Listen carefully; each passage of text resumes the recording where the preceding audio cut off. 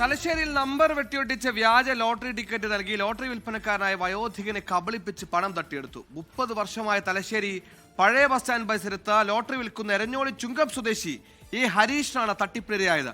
വ്യാജ ലോട്ടറി നൽകി 800 രൂപയും 4 പുതിയ ടിക്കറ്റുകളുമാണ് അപരിചിതൻ തട്ടിയെടുത്തത്.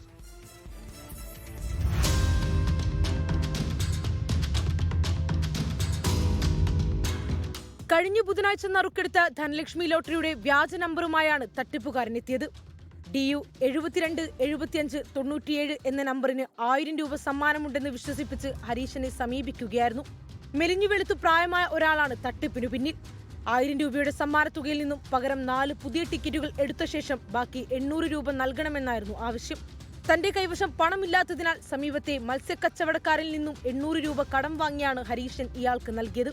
തുടർന്ന് അക്ഷയ ലോട്ടറി ഏജൻസിയിൽ ടിക്കറ്റ് മാറാൻ ചെന്നപ്പോഴാണ് നമ്പറുകൾ വെട്ടിയൊട്ടിച്ച് കൃത്രിമം കാട്ടിയതാണെന്ന് ഹരീഷൻ തിരിച്ചറിയുന്നത്.